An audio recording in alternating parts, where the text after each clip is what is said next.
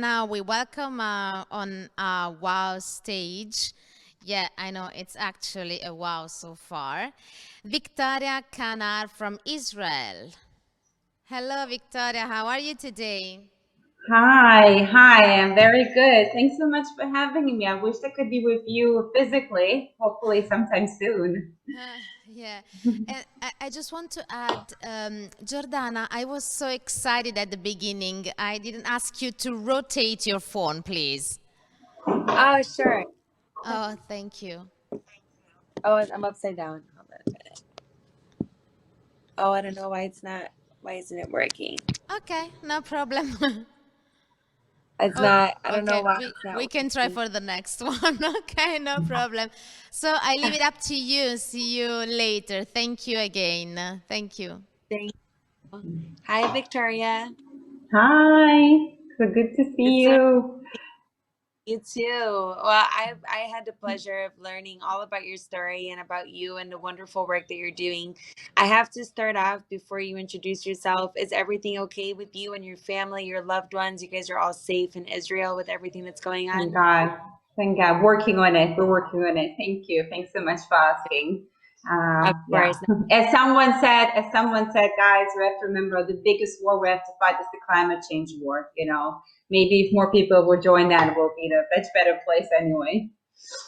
Yeah, totally. Well, no, you guys are definitely in my thoughts, all of Israel. So just Thank definitely wanted you. to put that out there first, of course. Please Thank you so introduce much. yourself because I'm so excited for everyone to get to know you and your story. So introduce yourself and your company, please.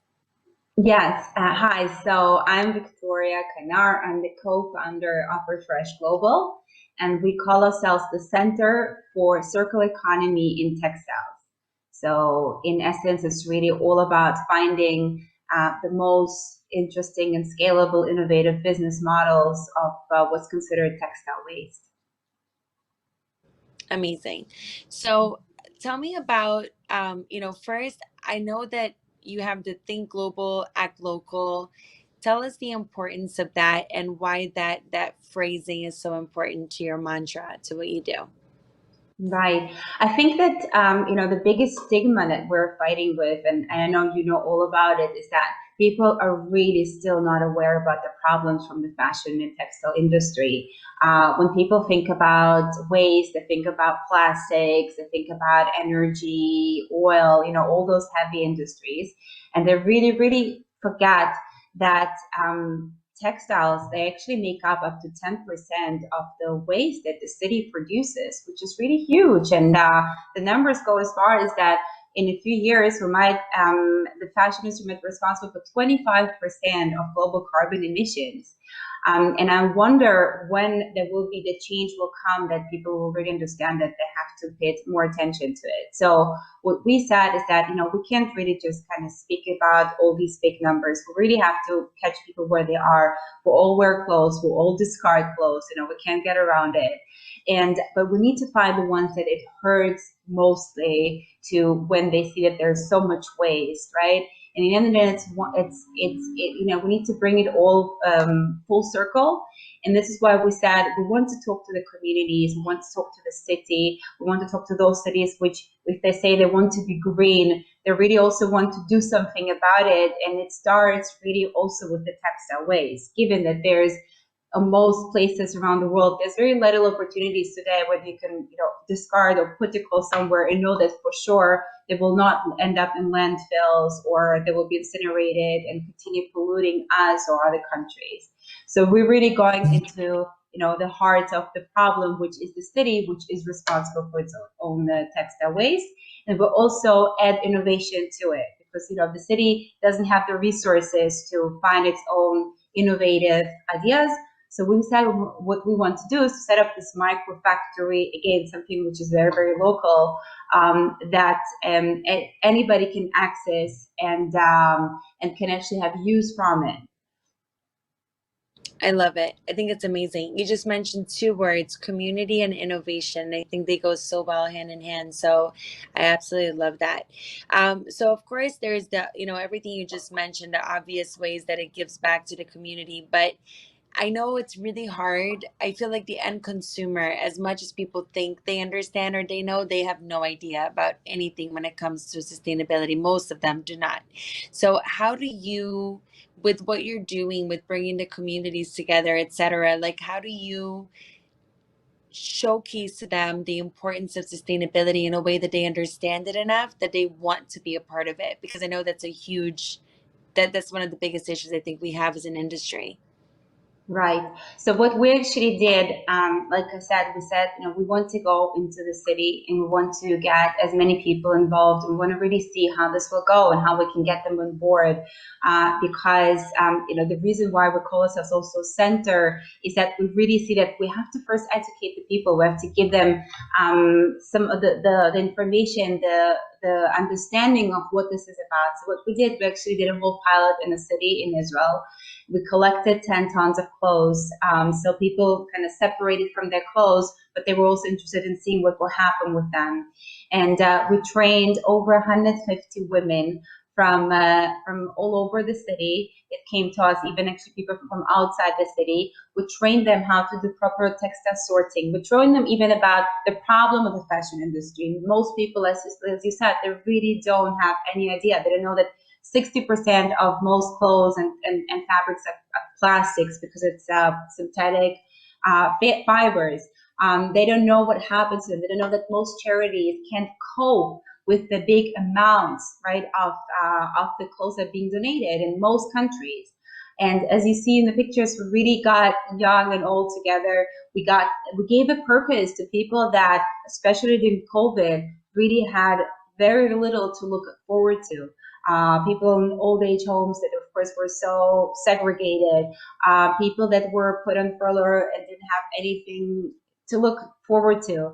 We brought them together. We trained them on Zoom. We treated them like as if they were the best students that we have, and we brought them the best lecturers, and we trained them how to about the problem. Here you see pictures from the course, and they were so thankful, and they were really amazed by what they had learned from us. And most of them stayed on with us. And when the lockdowns opened up, they came to our facility, our sorting center, and they became part of the family.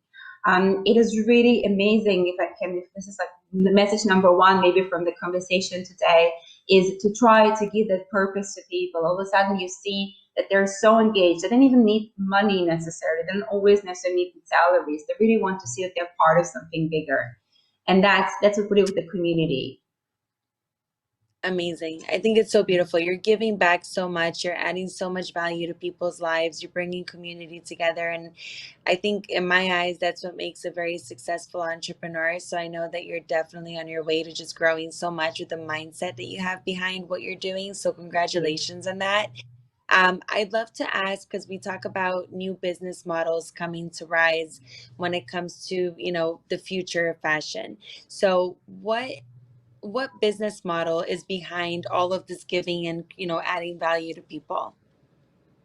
So first of all, we have to look at circular economy. I think that the fashion industry has for way too long has worked as a place where nothing was shared, where there was no collaboration, and we're really looking into the whole idea of joining forces, bringing all kinds of different uh, companies and organizations and stakeholders together. Because at the end of the day, anybody who is involved in the fashion industry, but also in waste management and recycling, designers and so on, they can be part of what we're doing.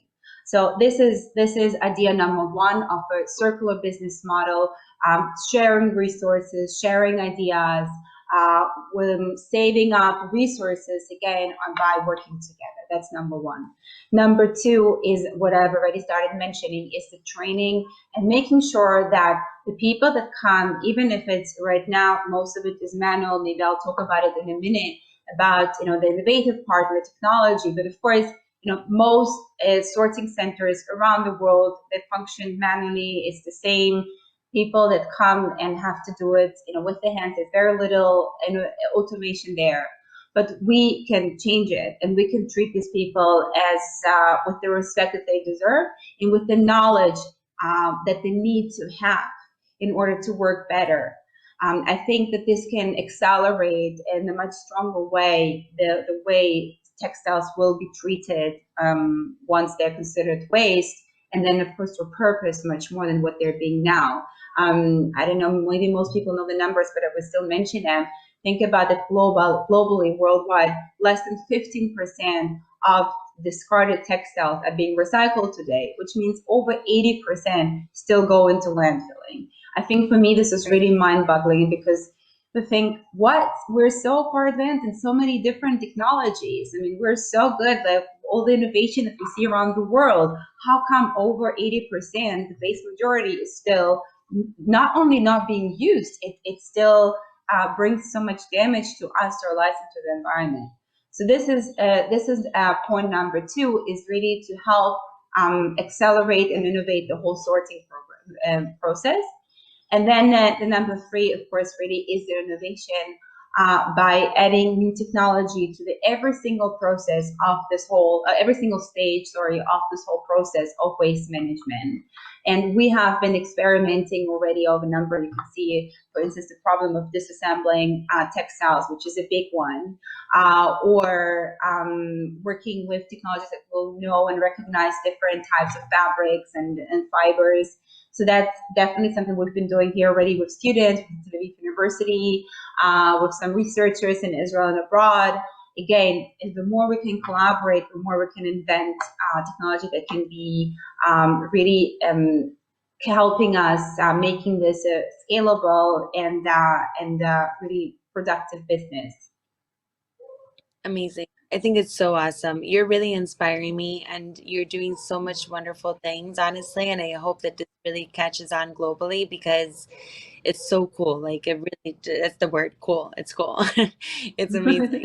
Um, so yeah, no, so the other question I have is you mentioned brands and the industry. So are you looking to partner and collaborate with brands? Like, is this going to be something where you think that they can also kind of, yeah, be a part of this? Absolutely, and maybe so to add it, to kind of also close the loop with the picture to understand what we actually do. So the technology is of course only there to help us get to a result. We wanna, what can we do with the over 80% or the everything that we collect. In our pilot, we saw some of the percentages. We were actually able to really rescue 98% of what we had collected. And we have been able to create products out of it. We can talk about it in a minute. If we want to work with brands, we have to show them what can be done, right, with all the dead stock that they have. What can be done with, there are not a lot of brands that are trying or kind of toying with the idea of introducing take-back programs. Now, this is an amazing idea, but we all know that the bigger the retailer, the bigger the chain, the harder it is. We were just hearing also from the previous speak about the whole system of a supply chain and storage and so on. This is very, very hard. Most brands, especially after COVID and many places it's not even after, right? We're still in it. They can't think about adding a new operation to it. So what we want to do is we want to come to them and say, you know what, let us take over. You can continue focusing on your business, and we will do the marketing together because, of course, you are the ones who know best how to speak to your customers. But we will be the back office. We will help collect. We will help and introduce different ideas of how to do this best. We saw pictures of what we call a hybrid collection program, what we want to do, right? In some places, it will be in the brands because, of course, the brand would want them to come back. But maybe if there's people for them, it's really hard to get to the brand. Maybe the brands can spread those smart collection bins that we're also working on the place to work.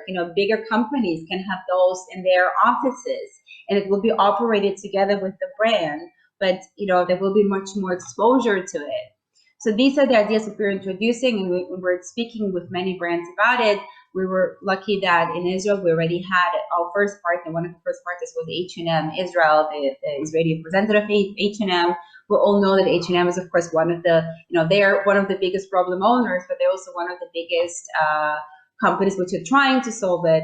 And they come to us and say, let's think about an idea of what can we do with the take back clothes that we collect, because we can't do anything with that, on top of it. They can't, they don't have any secondhand features yet. So they need a better solution. And so we really want to we will be going more to brands. We're already speaking with a number of brands here and abroad because we want to help take over from them. And I think it will be great business for everyone. That's I have to say, it's so funny because H&M, like you said, people do see them as like the one problem in a lot of ways.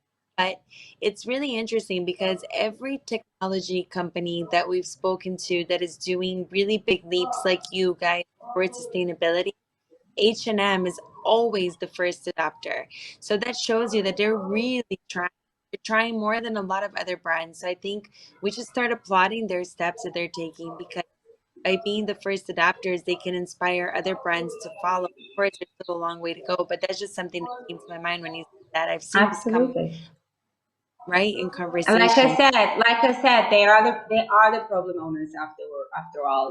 We know that, and everybody knows that, and everybody's watching them, and everybody's looking how they're doing it, and how much of it is greenwashing, how much is it for real.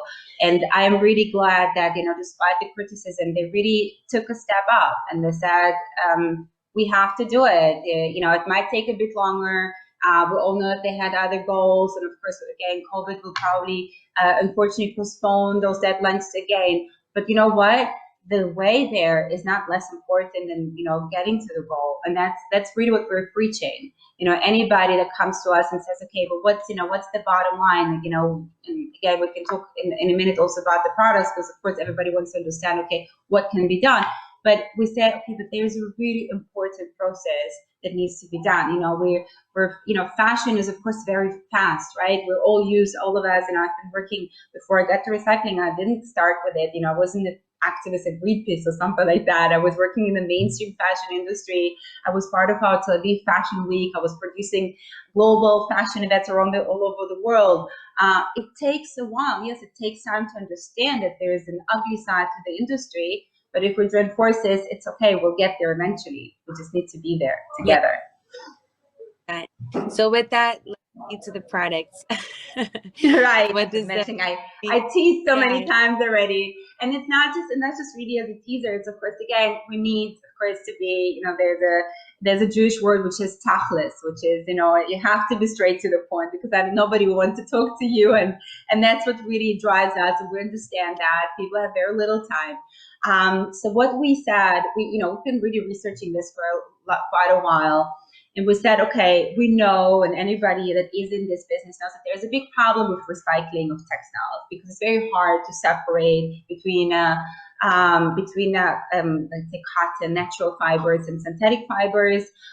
Most results have shown that either there's one that will be damaged, and the other one will remain, so we still have a lot of waste, or the methods that are being used are not ecological, a lot of chemicals. So none of these are options, none of these are good, none of these are scalable. So we said, okay, do we have to really, do anything that we can to work on the separation, or maybe there are other things that we can do. So we did find also other ways. One way, first of all, is something that is very easy to replicate, and that's also what makes, I think, our solution also easily adaptable, and that's what we want to do around the world, is the shredding of textiles. It's something that already has been done, has been done for many years already, but it's mostly used in a very, very simple way where textiles have been downgraded. We get out of this these cleaning materials, like things like that, cleaning clothes, and of course we can't cover the world just with those kind of materials. We said, okay, how can we actually upgrade that? How we can really upcycle something that cannot be reworn again? And so what we did, we did have the textiles undergo a shredding process. But if you remember what I was mentioning before, what we saw that is the better we store it, the better we prepare the textiles that go into the shredding machines, the better the results that come out. This is number one. Number two, we also understood that probably for these kind of materials that will come out after shredding, we won't be able to bring them back into the fashion or textile fashion industry because the fabrics It might take a bit longer when we get them to a place where they will be wearable. But wait a minute, there's so many industries which use textiles. Actually, almost every industry. Look around you, right? Whether it's construction does not function without textiles. They need those acoustics mattresses for acoustics, for isolation, for road building, and so on. Now, there's two things that we already know. They already have textiles, right? So if you want to offer them a recycled textile, it will need to be competitive in terms of the pricing. So we've already worked out that, again, because our raw materials are pretty easy to access and are not expensive. So we want to be compatible. And the second, even those that are already using recycled materials, we want to offer them, and you said it yourself in the beginning, wanted to offer to them as a local solution, because there are a couple of factories today in Asia and also some in around Europe, for instance, and I'm sure also I think in South America, they already produce those kind of materials. But then again, we're saying, shipping them around the world will again beat the purpose. So we want to, and again, going back to what we said in the beginning, we want the city to be able to actually also furbish their own industry. Wouldn't that be amazing, right? If we could be really circular and the local industry could be nourished from the local resources, and we could close the circle like that. It doesn't mean that we want advanced collaboration globally. We want to do this, the best minds, the best people coming together, the practices, the licensing, and so on. But we do want to see how we can help make production local. And the second, so this is one method. So we really are, again, producing right now, developing a catalog of a fabric that can be used in the construction industry. Those, again, like I said, those mattresses that are being put between walls. All of you that have worked in the co-working spaces and so on would know that acoustics are really sometimes an issue. So we really want to help improve that. And the more textiles you use, the better the acoustics. So that's one. And the second, also you can, the better we work on develop those fabrics, we can also use them for home products, home styling, and so on. And then again, we can go back to those brands, which many of them have already home products. So that's one stream. And the other stream is actually going back and still looking of how we can do the textile separation, the recycling, the separation between fibers, and do this in a very eco-friendly way. And what we have developed now is the method of ozonation. Ozone apparently has the ability to create that separation, especially separate natural fibers, cotton, which is cellulose, and from that we can create a number of applications. So we're working on that too, and this is just really like a quick announcement, but you can watch our space to see what we'll develop for that, which again can be used for many applications, even back in the textile industry. Congratulations. All sounds incredible. Thank you. And everybody definitely check out her work. I love what you're doing again with community, with technology, with sustainability. You're incorporating everything that the future of fashion is about. So big congratulations. And I'm looking forward to seeing what you do next. Thank you so much. Of course. Here to thank you again. Thank you, Victoria. Thank you, Jordana, again. And so I want to thank you and say hello. See you soon. Talk soon. Thank you. Thanks for having me. Bye-bye. Have a good Bye. day. Ciao. Bye.